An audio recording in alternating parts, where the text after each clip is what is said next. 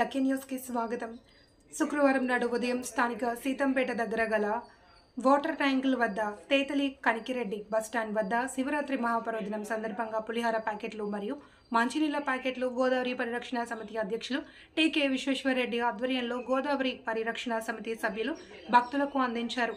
ఈ సందర్భంగా విశ్వేశ్వరరెడ్డి మాట్లాడుతూ శివరాత్రి మహాపర్వదినం సందర్భంగా రాజమండ్రి చుట్టుపక్కల ప్రాంతాల నుండి ప్రజలు భారీ సంఖ్యలో తరలివచ్చి పవిత్ర గోదావరి నదిలో పుణ్యస్థానాలను ఆచరించి వివిధ దేవాలయాలను భక్తులు సందర్శించి పూజలు చేసుకుని వారి స్వస్థలాలకు వెళ్లే క్రమంలో రాజమండ్రిలోని ధార్మిక సంస్థలు మరియు దాతల సహకారంతో రాజమండ్రి మొత్తం ప్రసాద వితరణను విరివిగా చేస్తుంటారని, దానిలో భాగంగా పులిహార మంచినీళ్ల ప్యాకెట్ల వితరణ కార్యక్రమం ఈ పవిత్ర మహాశివరాత్రి రోజున చేపట్టామని అన్నారు.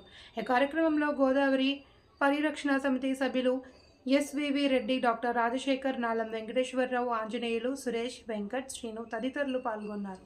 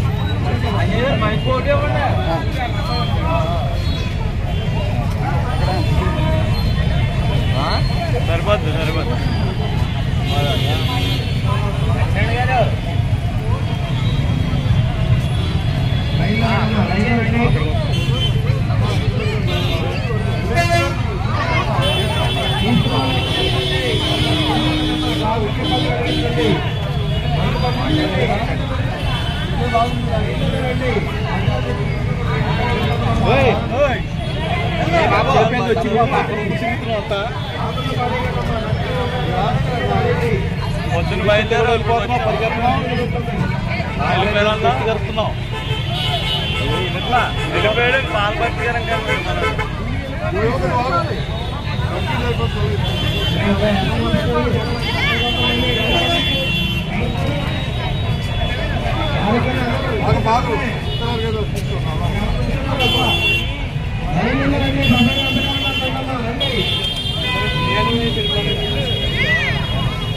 అక్కడ బిర్యానీ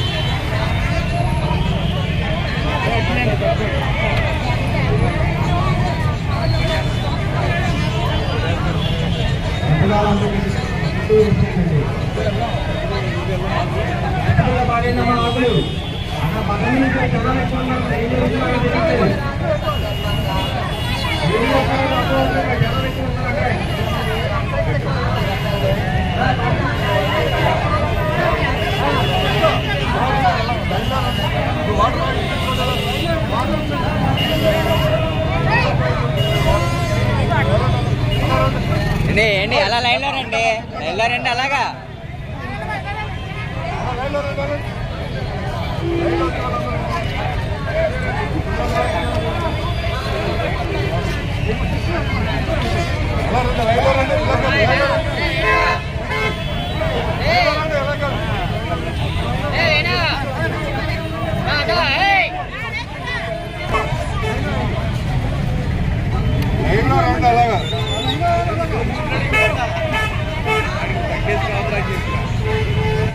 శుభాకాంక్షలు.